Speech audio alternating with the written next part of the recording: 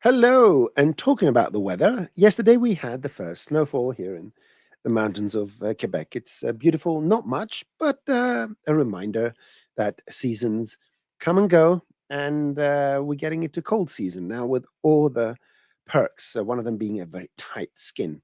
Very good for me. So, how's everyone today? I hope everyone's doing well and you have your questions lined up. No one has entered the chat yet. So let's see if anyone's here. There are a few eyes on the monitors. Just want to make sure that I'm audible and I haven't forgotten to switch one of my buttons to make sure that you can hear me. Let's see who's here today. Come and say hello. Dean, you had an error with the chat before. Oh, interesting. Not now. You are that is the Maxon Training Team YouTube channel because we're streaming on both Maxon Training Team, and now I'm frozen. That's interesting. Um, anyone else? Um, anyone else? Because it could be local. We need to make sure that if there's any technical problem, um, not anymore. Okay, thank you very much. Anyone else? No one else? That's it. Dean, everyone else is just pretending they're watching. Come on. I've got some interesting stuff. There you go. AI footwell. What was the question? Good one. The question is, can you hear me? Can you see me? And am I frozen? I could do max headroom, something like that. Max headroom. That is for the older ones. Who doesn't know who Max Headroom is? Hey, Drake, how are you? Hope you're well. So it appears that I'm audible. You can see me, you can hear me. And yeah, very soon we are going to start. I'm going to give it one more minute or so. See who else. We have around 20 people currently. I look very fluid. Yeah, max headroom. Yeah. I don't think that's very difficult to do now with some sort of AR kit, phone, and real-time video. Yeah, maybe I find time to to do something like that. First of all, for the show, instead of my face, maybe I show an avatar. Hooky 2, hello. Okay, so I didn't get too many questions, but whatever I got was very interesting. So, just to let you know, um, while you're here and you want to ask questions, if possible, please preface your question with capitalized question. It helps me distinguish from general comments and conversations that happen in the chat. Okie doke. So let's start with this. I have my empty. Oh, I'm on the Create with Maxon. I forgot to change my banner. So what we're going to do now, I'm going to show you live how to change. There you go. So now we're getting the new Ask the Trainer thing. Yeah, I knew I missed something. I always miss something. So let's try this one more time. There you go. So now we have the Ask the Trainer. Anyway, all our shows are cool. So if the branding is not exactly what you expected, it doesn't matter. The quality of the show is always there. And I'm going to start with one of the questions, which was, I'm going to show you. There we go. And I'm going to copy it from the spreadsheet. I didn't prepare anything. So let's go to the banners. I'm going to create a new banner.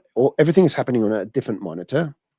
And of course, the spreadsheet didn't let me copy. I have to press Control C a few times to get it to copy. And there you go. So add banner. And the question is, what is the best or correct way to export a bump normal or bump map AOV for compositing with the violet OpenGL shading? Yeah, the violet is what we call tangent space. So you can use it in post and do all sorts of things. Now, let me first explain to you the value of asking questions. Now, there is in Redshift, and I think I'm going to show you. I think it's a good idea. I'm going to go to maximum. If I have something good, I'm going to use that for a thumbnail. So let's very quickly start with a very simple setup. Now, this is going to interest all of you. Anyone that works in post, and you or if you're doing any games, or if you want to create your own normal maps and stuff like that, what I'm going to show you is going to interest you. Now, one thing I would like to show you, I'm going to bring up there you go. If you go to the Maxon Training Team YouTube channel and check out the quick tips, what you see here is a quick tip about how you can get any three-dimensional scene, any 3D scene, and create a tangent normal image out of it. You can render this. And then what you see here, this is a bump map. So I use the 3D scene, and I'm going to turn off. So this is the scene, and the scene created this, right? So you can go, I'm going to copy and paste this quick tip so you know exactly what it is. And I'm going to show you an extension of that. And I think that next week, for next Thursday, what I'm going to show you today is going to become a quick tip as well, because it's a very interesting topic. And what I was going to say is that because a user asked this question, and the Daniel Mountford from the UK, because my very good friend now, Daniel, asked the question, I had to dig in and find a way to do that. And it becomes knowledge for everyone. So let's take a look.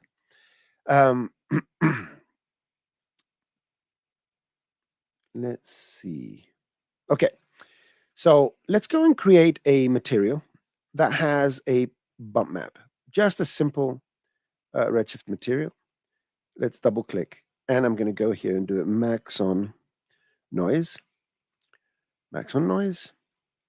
Boop, boop, boom. And what I'm going to do here is get the bump map and get my elevation, put it in the bump map, and you will see the bumps. And just to make it a bit more prominent, zoom in. Let's change the noise to Luca, my favorite noise. And I think for all intents and purposes, this is perfect for example. Okay, so we have this bumpy sphere. Now, what I want to do is create a tangent space AOV that only has the bumps, so I can go and create sort of the lighting, enhance the lighting in my compositing software. But there's a problem. And the problem is that if you go to the AOV manager, and if you want to see some AOVs, you have to set it to bucket mode. We're going to create some AOV here. And just to make it faster, I am going to go to Redshift Advanced and set this to 0.1, just to make it extremely fast to render. You can see it renders much faster now. So what I'm going to do here, and one more thing I like to do, because I don't like the global illumination irradiance pass. Now it's going to just render directly. So if you go here and you look for normals, so somewhere down here, it should say normals, N, L, M, N, A, B, C, normals. There you go. And here are the normals. And I'm going to go here and say, okay, show me the normals. No, these are world normals of the geometry. We do not get the expected normals directly getting an AOV. And these normals are not tangent space normals. These normals are useful because you can encode in a two-dimensional image the orientation of the polygons, right? So you can see, if you look on the other side here, you see the Y's, which are green, or the blues, which are Z, or the reds, which are the X, and so forth. So although this is a two-dimensional image, we can see where each polygon is facing, so we can do some effects. So this is global. But when you're doing tangent space, that is a bit different. So let's get rid of this AOV, and let me show you how you would go about doing it. So there is one of the most powerful nodes is the state node. And the state node provides us with some information about various geometrical aspects. I'm trying to get this to give us as much space as possible so you can see what's going on. Okay. So you can look at the normals. So we get the surface normals. Now there's a normal and a normal no bump. And there's an assumption that if this is a no bump, this is a with bump. But there's a very particular technical reason why this will not work in this case. But any case, you can see we can have the polygon normal, not the rounded normals. We can have the various tangents. These are useful for various other things. Some of them are not really visible, UVs, ray origin, and stuff like that. But it doesn't really matter. We are going to work with the normal. But this is not the normal we want, okay? We want the normal that has something to do with this. So let's start tricking the system to give us what we want. The number one thing I'm going to do here is, instead of a bump map, and I'll show you how I discovered this. This is an accidental discovery. You can see that the bump map goes into the standard material, and then the whole thing is exposed in the output. And this is what the surface looks like. The displacement, on the other hand, it happens independent of this. And there's one little thing that is not always obvious. If you use a displacement node instead of a bump node, and you put the same thing here, and you put this over here, I'm going to get rid of this. If you keep the displacement at 1 and everything else default, it actually gives you exactly the same thing this gives you over here. So in this particular case, the bump I had, I'm going to use it as a displacement, and it's displacing the polygons slightly, but not to an effect where that is visible. But internally, it applies a bump map as well. To see that, if you go to your object and you go to your render tags and get a redshift object tag, and you go to your geometry, you will see that over here it says enable auto bump mapping. Excuse me, I'm sorry. Just clearing my throat. Sorry about that. And this happens automatically. So internally, the displacement does create a bump map as well. The good thing about this bump map, which is indistinguishable from the previous one, is that now if I take this and put it here, the bump map is available. So what we're seeing here is a bump map that is global, but includes, sorry, a normal map that includes a bump map. So let's see how we can put this together so that we get the AOV that was asked by the viewer. So I want my object to be bumpy, and let's go and create an AOV. So say AOV, store color to AOV. Good. Let's intercept the beauty. That's what we do, AOV. Let's go here, create a new custom AOV. Let's call it something meaningful. And I'm going to take this normal and put it here, and go now to my AOVs and look at the skug. And we have this, okay? But the the coordinate system is not correct. And that's because if you go to that YouTube tutorial, we do need to do two things to make this work properly. Number one, you go to the state node, and instead of transform space for whatever uses coordinates, world, we turn it to camera because the camera dictates where we are viewing this from. Okay, so now from the camera point of view, anything that's pointing to the relative X, anything that's pointing to the right, Doesn't matter how we view our little sphere, back, the front. Any polygon that's facing to the right is going to be red. Anything that's facing up is going to be green. These are negative numbers, so don't really make sense. So the transformation we need to do, and if you don't remember it, you can check it out on the tutorial. We go here and we do a change range, a color change range, because we are playing with the color. Oops, no, a vector change range. Sorry about that. So change, and it's a vector change range. We need to take this vector in and this vector out. Okay, and go here. And let me remember, I think it's 1, 1, minus 1, and minus 1, minus 1, 1. Fantastic. So is this it, or is it minus 1, minus 1, 1, 1, 1, minus 1? It's one of the two. Okay, it's one of the two. There you go. This is it. So always try something. If it doesn't look good, try the other thing. And this now is exactly that tangent normal that was requested by the user, and it includes the bump map. So let's see what takeaways we take from this. All right, let's look at the takeaways. I'm going to show my face here, and I think this may be, let's see if this is good enough. Yeah, this is nice and technical, and I'm going to use this frame, what you're seeing on your screens, for my very good friend, mentor, Dr. Sassy, to use as the thumbnail. Smile. There we go. We have us a thumbnail.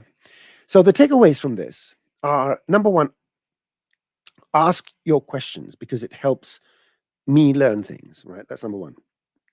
Number two, there's a way for you, without using a bump per se, to create an AOV that contains the bump using this normal. Now, if anyone's wondering, if you do the normal, no bump, this is what we get. It's a normal without a bump. So basically, we are hijacking that ability of the displacement to generate an automatic bump map, and that's why we can do this.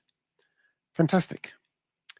If anyone has any questions, let me know, and let me see in the...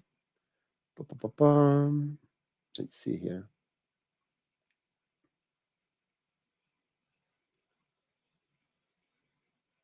Let's see. Nothing. God's Hammer, a watch group. Can you elaborate? Okay, so what else? Sorab, how are you? Excellent. And yeah, there don't seem to be any questions. So let me go to another little topic over here. Okay, so that's answered. Okay, here's one. Here's a good one. The question is how to create. I'm going to create it just because it's nice to have things on screen. So let me go and create a banner. New banner. Paste. Again, I have to double copy. And then go here, select all and paste. And I'm going to add the banner and show the banner. And the banner says, how would you create a scene node that would parametrically generate an outline of a spline? We do have a node that does that. Let's go full screen. Let's turn off the camera here. Let's create a new document and restart.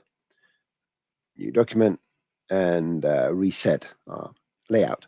Okay, so let's create a text spline. Let's go text spline. And we can only do this inside nodes, by the way. And let's, okay, so let's create a node spline. You can do it using a nodes mesh or a modifier. It depends. You can do it any way you want. I'm going to go for a node spline and make this a child. Let's go to my nodes because I want to select it and have my little setup here. And I'm going to right click and input we need the child object. There you go. And we need to get this geometry. And we have an outline spline node. And what you do here, you connect these up. You can see it's a bit small, but you have an outline spline. Now, having said that, it doesn't have provisions for avoiding overlaps and stuff like that. Maybe, is it plain start selections? No, it's just a plain outline. And if a letter, for example, here, it's got 2 points, you can see it has 2 points, you are going to get these sort of things. If it was 1 point, it would connect it up. But this way, you can use any spline and create an outline, or you can create multiple outlines and so forth. Oh, Marco, how you doing, Marco? Many good friends here. Okay, so yeah, this is the node. You cannot use it directly in the object manager, so you have to be, aware of that. But that will be the way to do this. Excellent. So let me see if there's any comment. Anything else? Anything else?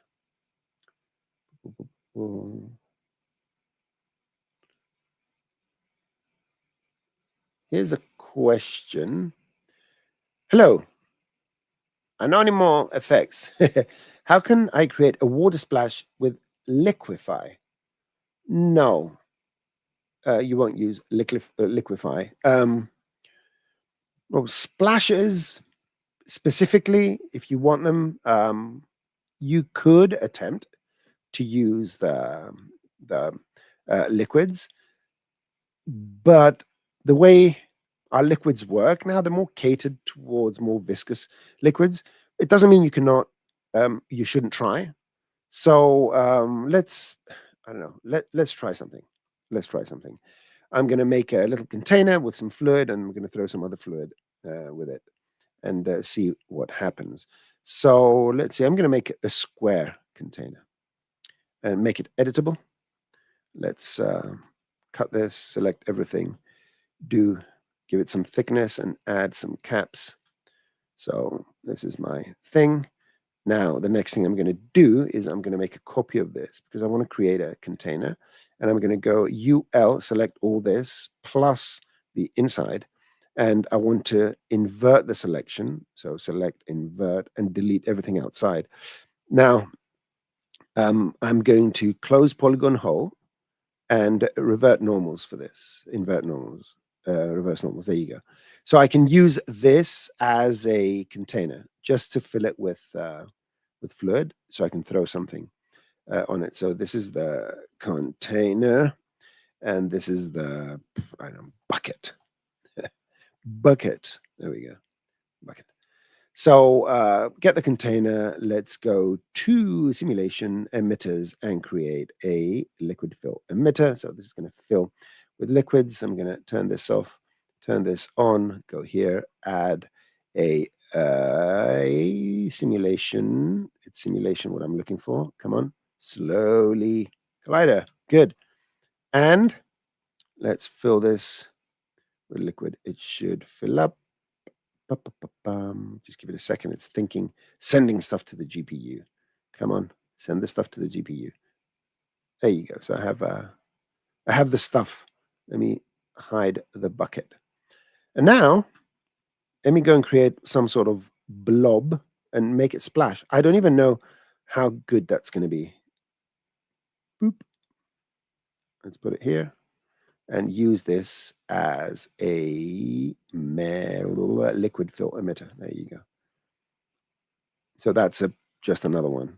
And hide this. And we should see a splash. Let's go here, 600. Now, talking about splashes, what we are not going to see is sheet. Yeah, so there we go. Let's see. Will it work? No. So what else can I do to make this work? I can trick it. So let's get rid of this. Maybe if I splash an object in here. So let's go and do a rigid body. I don't even know. if this is going to work, but let's assume. Let's just do this if it's going to splash. Oh, it doesn't splash. That's interesting. Why doesn't it not splash? Huh, that is very, very interesting. Do I need mass? More mass? More mass? More mass? That's an interesting thing. I haven't tried this, so that's why we're failing. Yeah. So I think that we won't be able to get a splash here. So the answer is if you expect to just throw liquid into liquid on an object to create a splash, you cannot do that. That's number one. If you have to do that, you will have to find a way to fake it where you can do an emission of liquids. What else we can do? Maybe there's a set of parameters that we can play around with. If you go to the properties of the liquid and play around with the various viscosities and surface tensions and all that, one, not that it's going to do anything. Collisions, okay, we have interaction mass. We don't have bounce or something like that. So I don't know how that is going to work.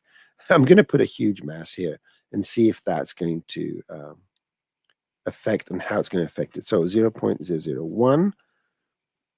Let's do that again. We're getting much noisier particles. Okay. Let's go on the side and see if this is going to do anything meaningful. Not really. So we're getting some sort of splashing, but I'm not extremely happy with this.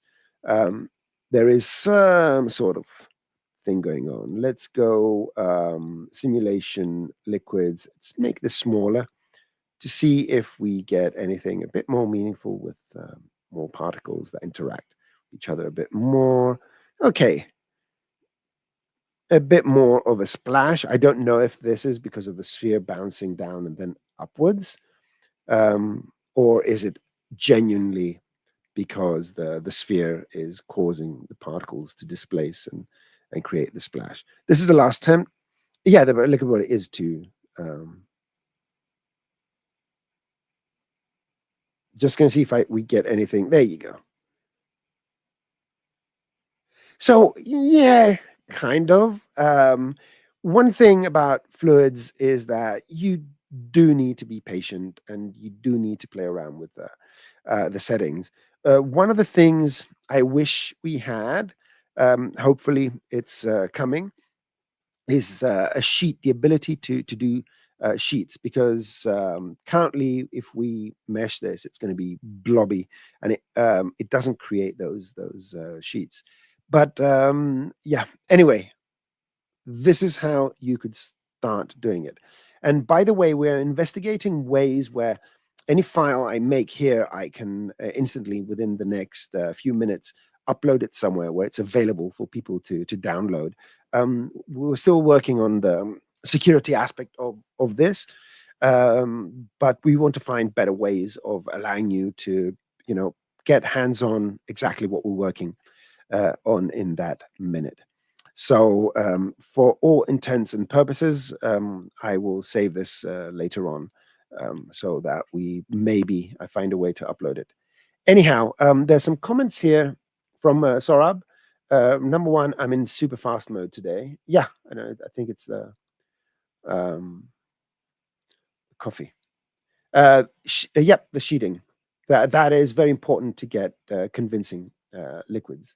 Yep, it is too viscous. Exactly, by definition. Please go watch on University my tutorials about the liquids, because they have some information that is quite important about the viscosity iterations, surface iterations, and the values over here, viscosity and surface tension. Okay, and yes, without the sheet meshing, it's not going to look good, whatever you do. If it's a static splash, you can sculpt it, but for animated splashes, you do need to do certain things. Now, if you're not going for an uber realistic one and you want something more stylized, There was a tutorial I did a long time ago on Cineversity when I was doing stylized things. Let me give it a quick, so Cineversity. Let me just go quickly on Cineversity. Maybe I should put my face here so you can see. I'm still here. I haven't gone anywhere. And I just want to see if it's available. So splash. I'm searching for the word splash to see if that is going to come up. No. Splash. Darn cartoon. I don't remember the titles. I don't remember the particular title for. Oh, look at that! Found it. Let me show you which one it is. Hello, hello. That was me. So hide this. It's is it a quick tip? Tune animation using multiple static objects. Oh no, this is so. This was a. Let me paste it. I'm gonna paste it here. So paste. Excellent. There you go. This is how you can independently create a number of objects and then animate them as one object. So you can sculpt them independently each frame. And this is for cartoony stuff. And then basically we're going to use MoGraph to do that. And you can create a nice little animation of these things and bake it out. So this would be the final result. Yep. So yeah, it was a quick tip. I forgot I did this quick tip. There you go. So for non-photorealistic splashes, you can sort of fake it that way. But for proper liquid splashes and so forth, the liquid solver is not quite there yet. You may be able to get it, but you require quite a bit of tinkering and tweaking. Okay, let's see what else do we have. See if we have any question. Oh, there we go. So how would you get rid of the original spline in that case? And this pertains to the previous answer. The node itself has a setting for inside and outside, or. Okay, so basically you can go outside and keep it. You can go inside. It has to be smaller. Oh, interesting. It doesn't work. Yeah. If you just keep it outside, it's just gonna do that. So again, not perfect, but it works. If you want to animate it, one thing. If you want it to be correct, I would do it in Adobe Illustrator with an outline path. They have a more complex algorithm that manages to do these kind of things. Okay, so that's this. That's that. Okay. Let's see, what else do we have here? And an eye on the time. Good. We're just 35 minutes in. Okay. All right. So this is something that was asked last week, and I didn't have time. So, okay. Let's go to that file. So the question is, it's a very long question, but essentially someone wants to create a firefighter, and they want a hose that is interactive. So there's some sort of head or some sort of character. Maybe I have a file here. Let me just do this. Come on, dragon. There we go. So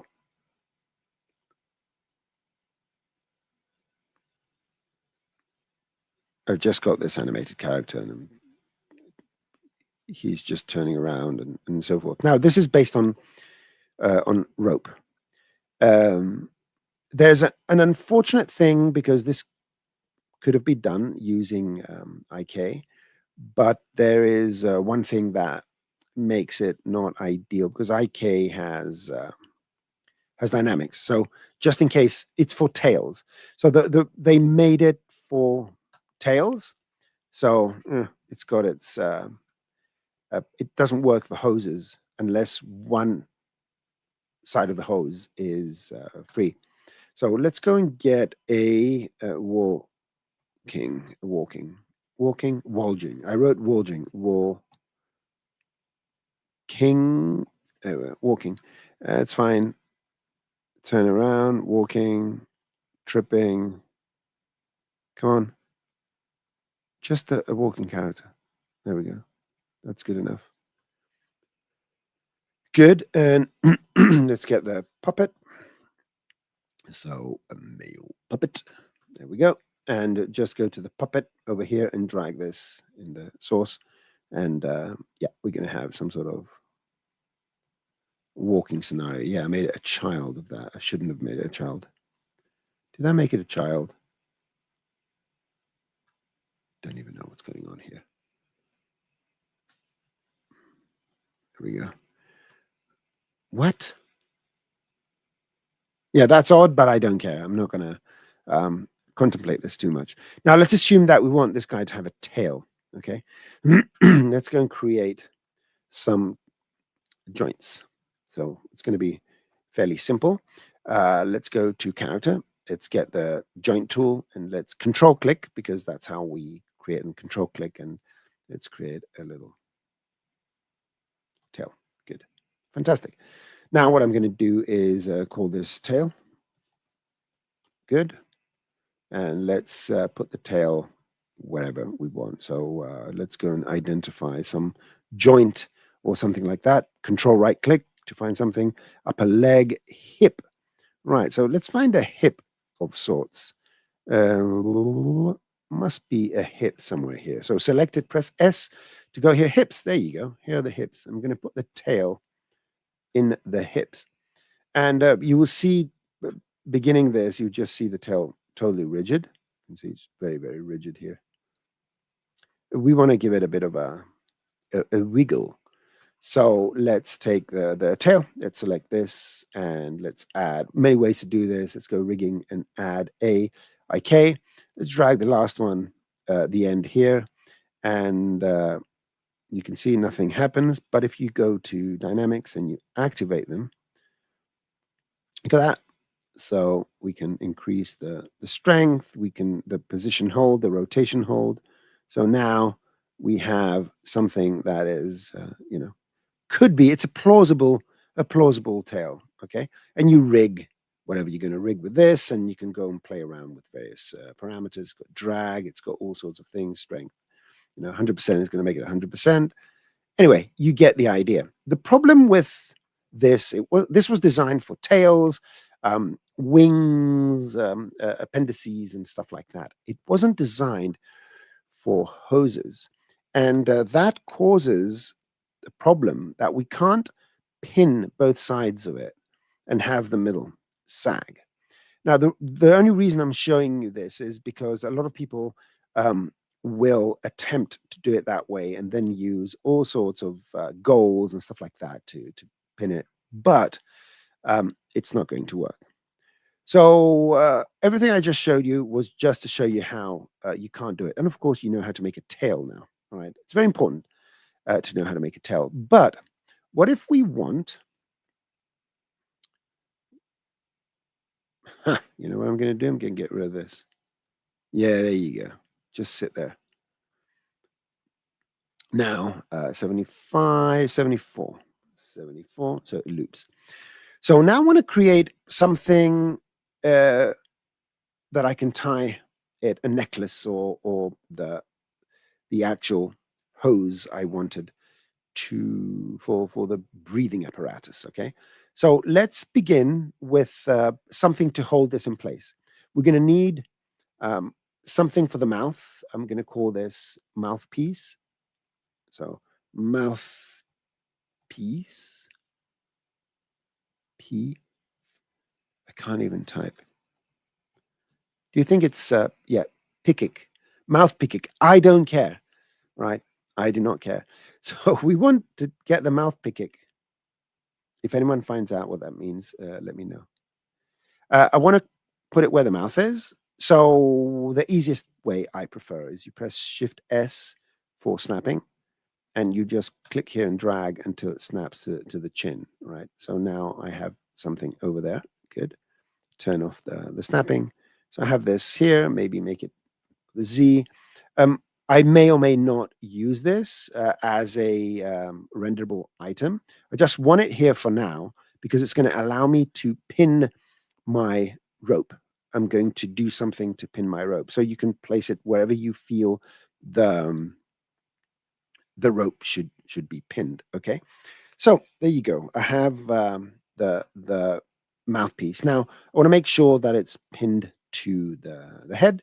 So I can select that, press S, it's the head, and put it here. And would it move? Let me see. Would it move? No, because that is the geometry and it's using a deformer, a skin deformer. So I need to go and find the joint that controls the head. If you want to find that, you just go here, click once, and you see it's the head bind. Okay, so you can right click here and select object in manager, then go here, press S, head bind, and see if we can bind this to the head bind. Let's see, where's the head bind? And it was somewhere around here. I can't find it, so I'm going to undo and do the opposite. So spine bind, oh, lost the head bind. This is what happens when I have to deal with so many objects. Press S, the head bind is here. So what you can do is, let's see if this is going to work. Can I do this? Did you know that you can open another instance of this and make it a child of the head bind here? There you go. So if you have very long hierarchies, I think this one was, it was either Matthew O'Neill. Yeah, Matthew O'Neill, MASH, one of the first ever tutorial makers for Cinema 4D, came up with this. Amazing. There's a question by Sorab, which is a nice question. Why not use constraints, right? And yeah, it's correct. You can use constraints. It's because I'm just showing now a few other things. If you want to do it using a constraint, you can. And you can use your constraint commands here. So there's some commands that allow you to do constraints. The first you select what you want to constrain, I think. Then you select the head bind. Then you select what you want it to constrain to, and then you would go and say, if I destroy it, doesn't matter. Add position constraint, and make sure that you maintain original, right? So you can do it that way. I think I did the opposite. No, what did I do here? Anyway, I did something. I shouldn't have done it. Undo. So I'm going to prefer the other method just to make sure. The fewer things you do, so a constraint involves a tag. If you have problems, you don't exactly know what caused the problem or not, correct? So you have one more variable you have to contend with. Whereas when I'm trying to show how to make a hose, it's more practical for me to just stick to the facts. And the facts here are that I want the head, the neck, press S, find it here. There's the neck. And oh no, that's the one I clicked. I want the one that has the head constrained to it. Don't forget about that. So look at all that now. The gap has opened because I have all this. Sometimes it just, there you go. So go back here, select this, head bind, select object manager. There you go, press S, head bind, and let's put it here, get it over with, head bind. There we go. So now they should be moving around. Fantastic. That's all I wanted to show, right? So let's get a second one, which is going to be, let's say, the end of the whatever we're making here. So let's copy, click outside and paste this, mouthpiece. Let's find something else. Let's find this object. What's this constrained to? Abdomen. Select the abdomen. Go here, and we have the spine, we have the hips, we have the spine bind, and the hips bind. I think it will be the hip spine bind. Let's try this one. So right click, select object manager, open the manager, go here, press S, spine bind. Let's move this here. And let's press Shift S to move it. Shift S, move it down here. There we go. Shift S again, rotate it. We should have two nice positions now. So Shift S and Shift S. Let's see if this is going to work. There we go. So we have the two endpoints. Fantastic. Now let's go and draw a spline. Now it's not going to be perfect. It's going to be a bit janky, but hey, doesn't matter. So let's go and create a spline. Let me click here and click here and click here. Click here, here, here, and I don't even know. Here, and that's it. Not bad. If you want to use splines, it's better not to use Bezier for ropes. B-spline, Akima, kind of. I mean, although it doesn't hugely make a difference because it's going to use a subdivided spline. But in any case, it doesn't matter. So now what I want to do, right? I have this. I'm going to put it back to. No, I like B-splines. I like how they flow. I'm going to leave it as it is. Now you can see I made a little mistake with my snapping. Just want to bring this over here, right in the middle. There you go. So I'm getting my spline here. Just change it a bit so it's nice and smooth. It is going to drape down. Good. So turn off my snapping. And I'm going to turn the spline into a rope. So simulation into a rope. Okay. Now, if I press play, you can see that it's just going to fall down. So nothing really interesting. So what do I want to do here? And I'm going to move my spline. I think I was in a different frame. I wasn't in frame 1. So press Shift S. Let's go back here, put it here. Yes, I was not on frame 1. Make sure you're on frame 1 when you're drawing it, because when I rewound, it ended up there. Okay, I'm just going to leave it freestanding for now, because I'm going to connect it to these two things. So we have the two, this and this, okay? And what these now are, I'm going to convert them, right-click, into cloth objects, right? So we have two cloth objects, 1 and 1, 2, okay? And if I go here and let's close this a bit, there we go. So cloth and cloth, and they're both selected, okay? So I'm going to go to the mix animation and pin them 100%. That means that although they're cloth objects, they will still follow whatever animation is imposed upon them. You can see they're cloth, but they're where they need to be. The reason I converted them into cloths is because I want to use a connector tag on the spline, and the connector tag requires simulation objects, dynamic objects, in order to connect to. So I'm going to go to my simulation tags, go get a connector. I'm going to create, update live, and extend this until I start seeing enough of these connections. There you go. I'm going to leave this here, so I have an extra one if you want to. It doesn't really matter. And let's add more of these. There we go. So just create a bunch of these, 11, 12, or something like that. So what's going to happen now is that this spline is going to be constrained to those two little things. There you go. So now it's all a matter of making sure the spline has fewer points. Now we have an adaptive subdivision, and these the divisions are unequal. So I'm going to convert this into a uniform, maybe a couple of points or 1 point. Now make sure whenever you change this, you go and you refresh this, right? So turn it off, create, turn it on again if you want to see it live. So let's see, now it's going to be even more rigid. Good. There we go. So the last thing is to create some sort of collider with a puppet, right? So that's going to be fairly simple. And yeah, we are going to make all these colliders. So let's go select them all, simulation tags and colliders. Rewind, press play, and we should have the rope colliding now with the rest of the body. A few more details. Let's find a way to make this a hose now. Now, while most people would choose the sweep, I prefer the not sweep. I prefer to get a cylinder and let's see if anyone's going to guess it, a spline wrap. The reason is that this way you have a constant number of points. I'm going to get rid of, just remove the caps because I couldn't care less.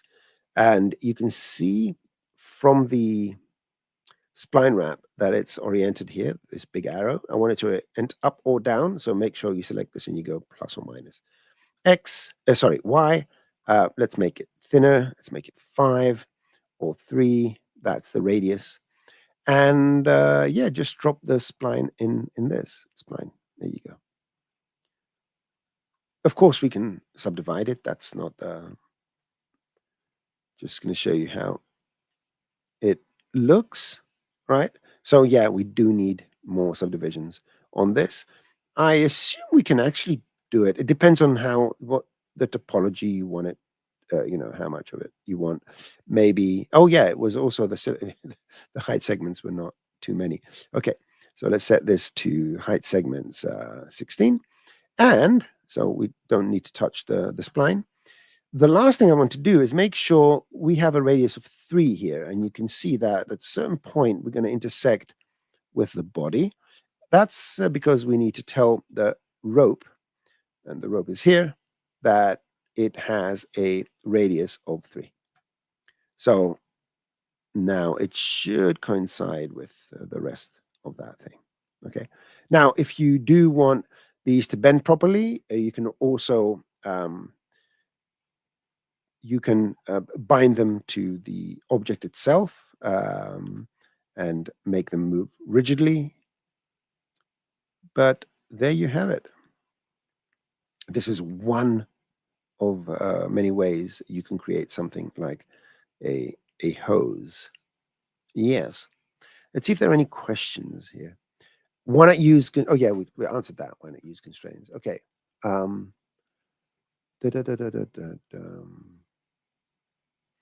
Let's see, Andre.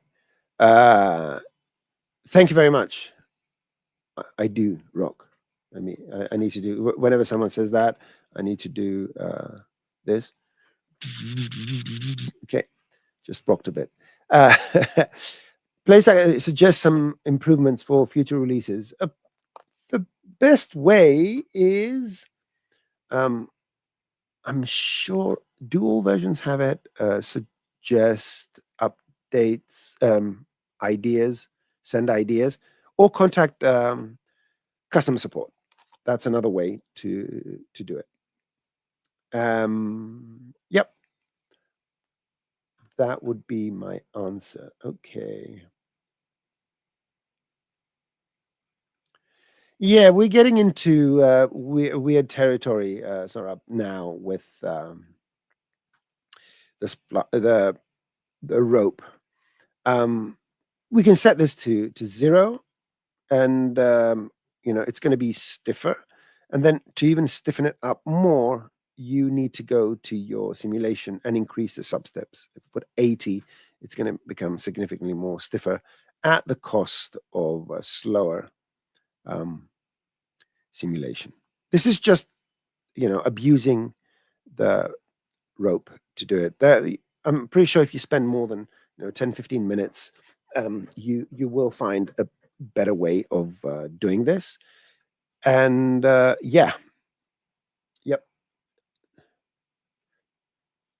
yeah. The way I would do this. So the question is the tips where they attached. Let me go full screen here. What I would do in this case, because currently we have, yeah, we have these. Let's see how far we can take it with these. Let's say I extend this even more. Is that going to bend? So you can see here, they're quite long. Let's see if these are going to bend as well.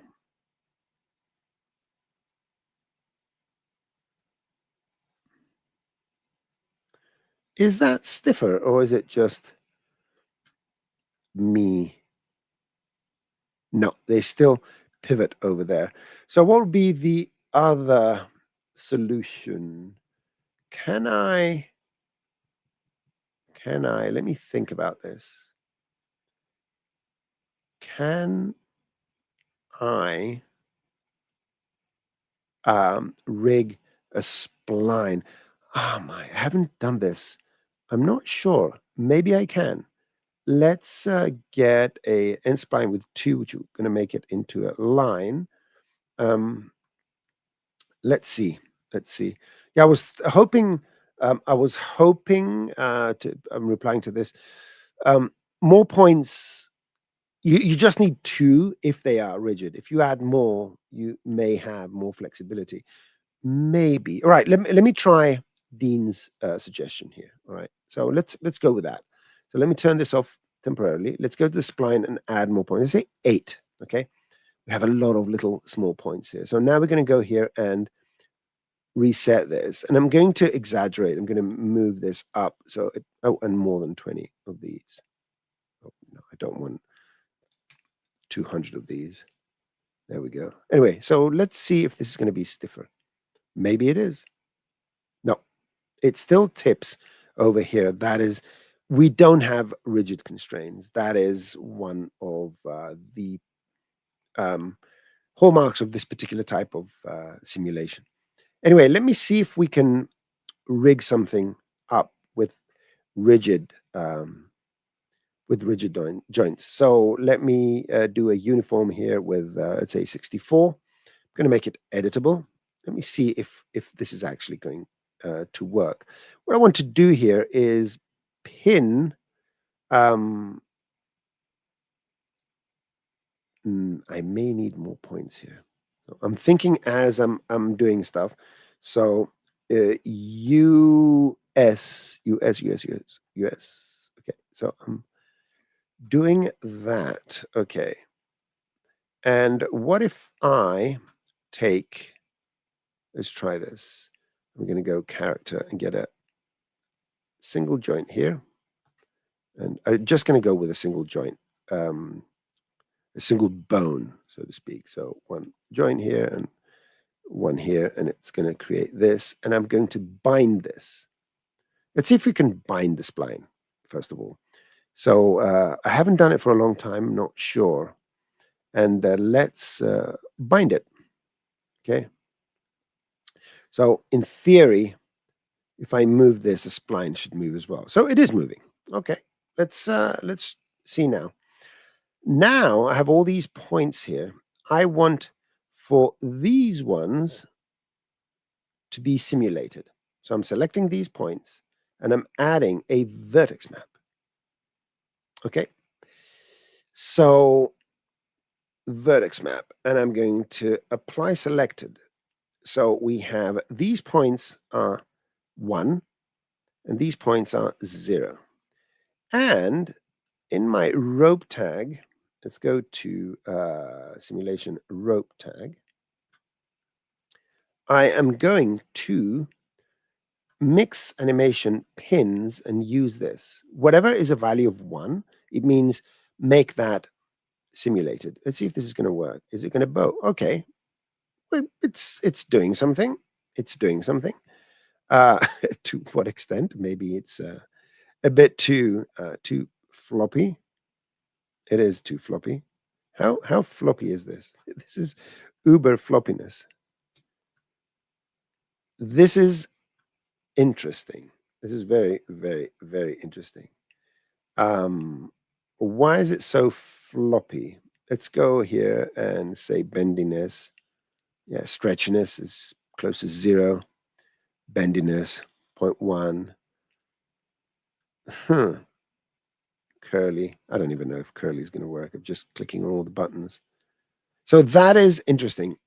While it appears to be working, there is actually no constraint between this portion of the spline and that portion of the spline. Yeah, which I find extremely interesting here. Yes, yes. It's not too many intermediate points. I mean, if this was, it should stop at some point. Okay, yeah, I understand it stretching, but not this much. But always experiment. Okay, listen to your inner, listen to your inner self. I'm going to go here. Let's go and remove a lot of these points.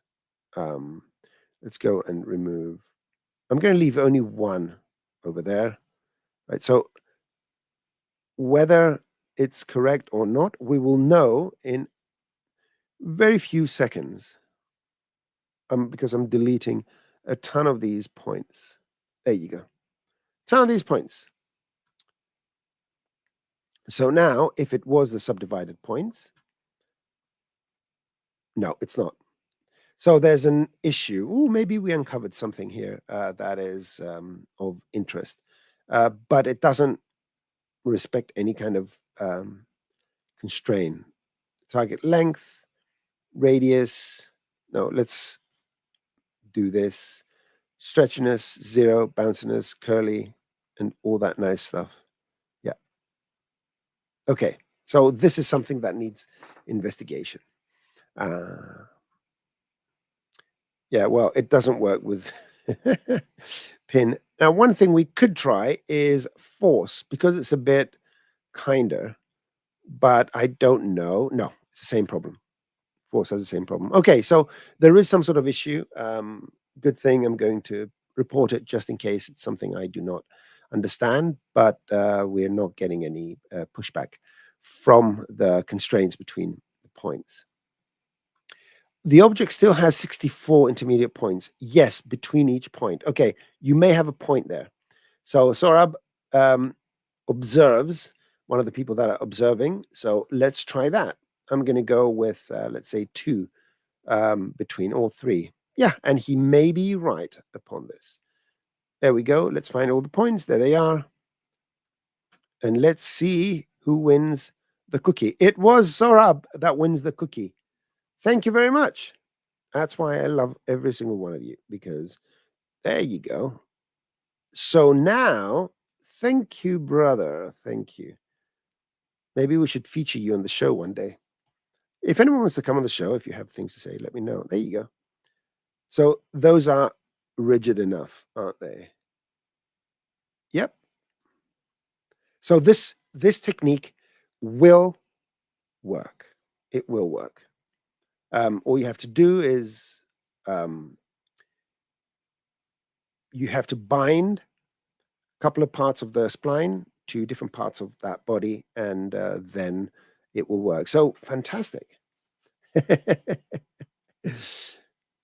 No, the pleasure is all mine, Zorab. Fantastic. So yeah, that's how you do it. I have nothing to report to the developers, I guess, and that's cool. So let's see if there are any questions. Any questions? Oh, and yeah, Sezgin Motion also saw the points. Hi.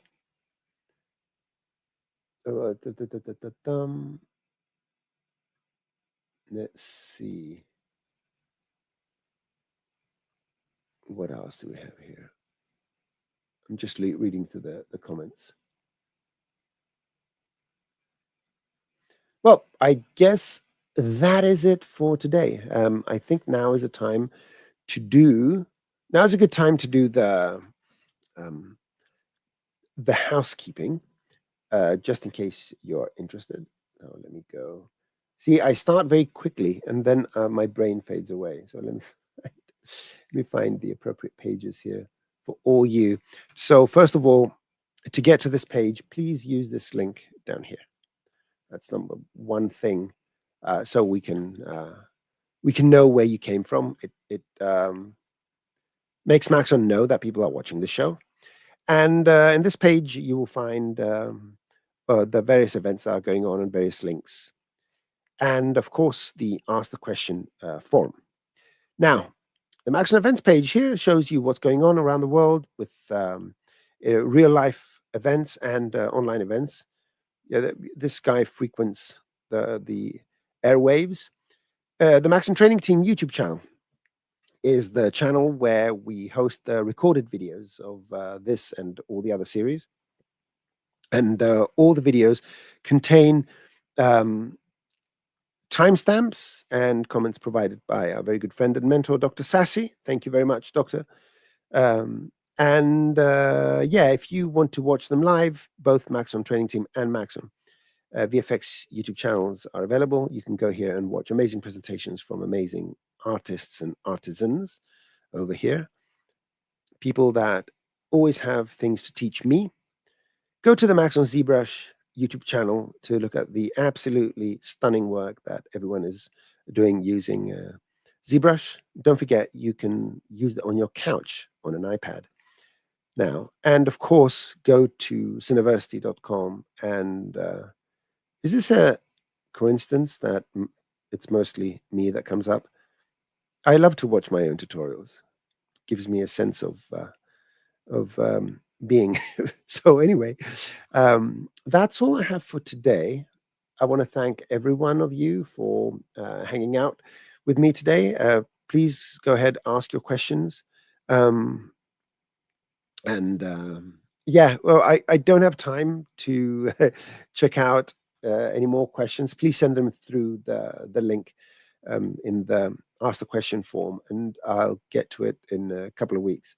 So yeah, that's all. Enjoy the rest of your day. Thank you for being part of this. Now I need to find the buttons I need to press to close off this video. I think I found it.